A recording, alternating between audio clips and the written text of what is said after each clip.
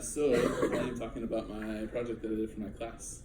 For some people, they knew that, and some people, this is like a little bit of a secret. So I've been a student at Concordia Chicago, and I am working on finishing my master's degree in ed leadership. So this is part of my degree, and so I did a what's called a research and implementation project on social and emotional learning interventions. Basically, what that means is that students who we've been working with through this process of the behavior team and through the 20% meetings, I've been tracking academic behavior progress of these students that have been in our groups. So let's talk about it. The button. There we go. So I founded my project based on a couple quotes and then some information. Researchers have found that about 58% of devoted classroom instruction time is lost due to problem behavior, off-task disruptive, etc.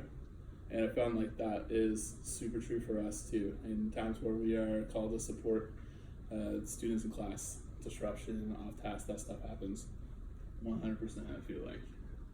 Another one is dealing with the stresses that students feel too, and I feel like that's a huge reason why we're having a lot of off-task and disruptive behaviors. So at this quote, toxic stress refers to strong, frequent, and prolonged activation of the body's stress management system, stressful events that are chronic, uncontrollable, and experienced without children having access to support. And caring adults tend to provoke these types of toxic stress responses. So like the disruptions and the defiance of disrespect that we see in classes, because students are exposed to things that we all know about in this room, that we know about are hugely toxic, and they don't have the skills in order to deal with it. And so one of the ways that we've been dealing with it is through our social and emotional learning groups. So what is the project? So it's students in our schools that are involved in small group interventions, and I included groups. I made it as wide as we could to include a lot of students, not just my groups, but also like Andy, your group, Joyce's groups, the juvenile department staff, and Ophelia's place volunteers. I attracted students from the end of November. I guess it would be less your groups because you're elementary instead of middle school, so I should take that part out. But 5 months, I tracked them from the end of November until this month. So why this project? This is a screenshot from Swiss, and we looked at this a lot last year. And so, if you look really, really close, if you had a magnifying glass, you would see that these are defiance, disruption, defiance, and other.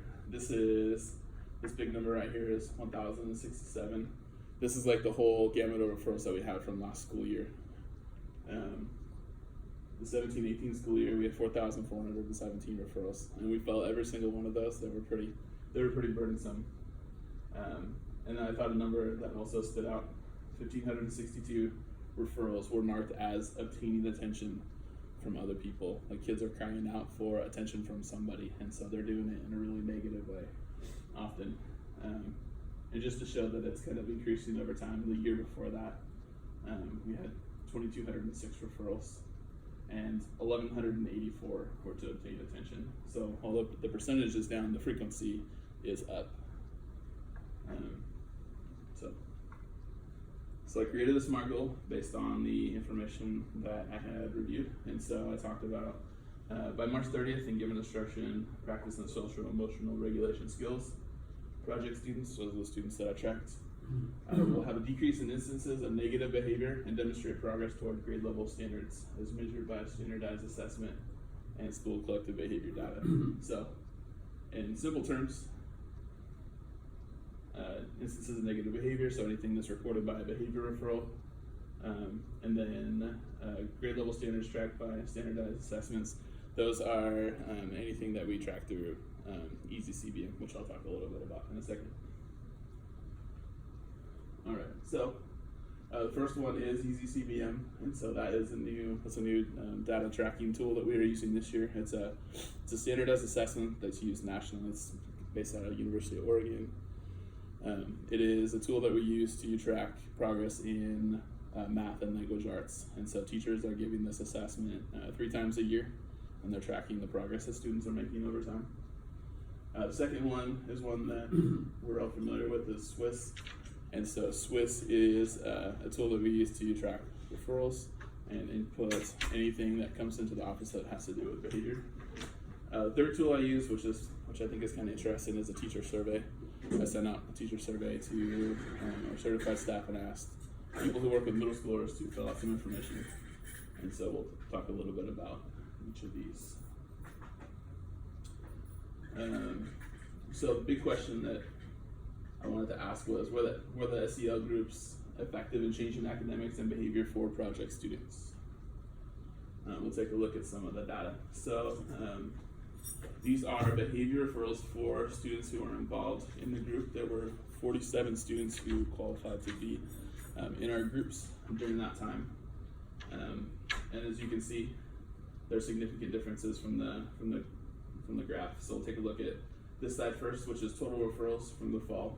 There were 71 referrals for these project students in the fall. And as you can see, over time, involvement in those groups, the social and emotional learning groups, dropped to 21 in the winter, which was at the end of January is when I tracked. And then this was just a few weeks ago, we're down to 13 referrals. So over that 5-month period of time, referral count dropped 82%, which is pretty terrible. The second graph that I have over here is for referrals for minor disruption. That was consistent amongst all the grades, and they had the most occurrences of for office referrals. So this number right here is 37.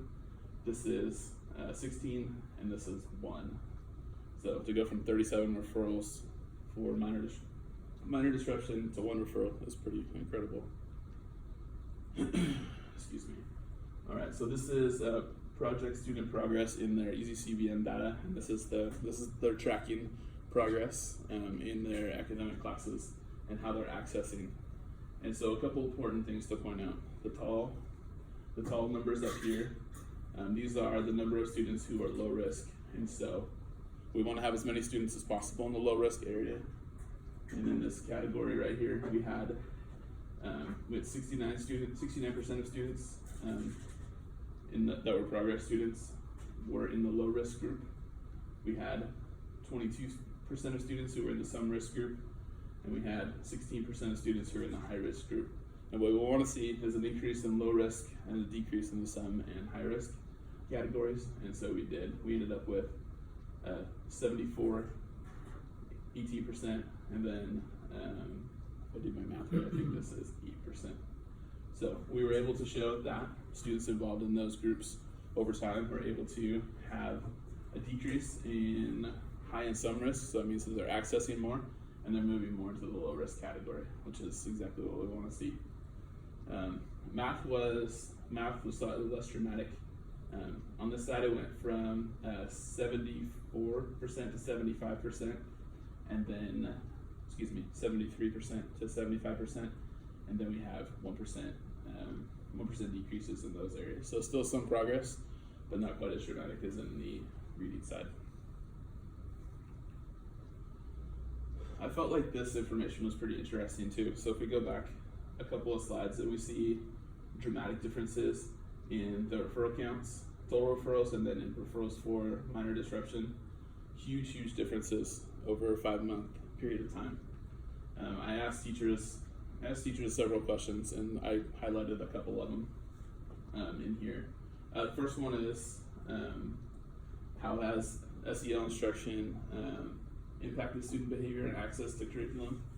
So I asked them the question twice, and once in the fall and once in the spring. And it was interesting to see how they felt like it was actually less effective in the springtime than they did in the fall, which is pretty interesting. We had both times there was nearly 29% had a positive response. There was 14.3% who felt like they were unsure, but that number shifted to 71 from 57 to 71. So the one person who was unsure felt like there was no change as a result of the social and emotional learning. Another question that I highlighted, how project students' ability to self-regulate changed. So being able to put their skills to use that they've that they've learned in their groups. Also, there was a decrease in confidence teachers felt like during that time. 42.9, almost 43 said they were better able to in the fall, versus 28.6 in the spring. And then the no noticeable change, 57% in the fall versus 71%. Maybe the positive out of that is nobody felt like they were worse. So at least we're not making our kids worse by having them in these groups. So at least the perception is that they're not feeling worse. So that's my last slide. Questions? Do you see this being a trend moving forward? I hope that the academic and the behavior pieces continue to have a positive trend. I feel like students who are able to be involved and engaged in that do see benefits year to year, and I feel like this is just some hard data to show that it is. But I hope that the cultural response from the school will be able to increase over time, because I think this is maybe only like year or two where we've really been able to in earnest have groups like this and have them organized. And this is our first year. I think this is the first time we've actually tracked this kind of data for this. So I hope that we could be able to show this to more people and they would see it as more positive. So Thank you very much. all right, thank you.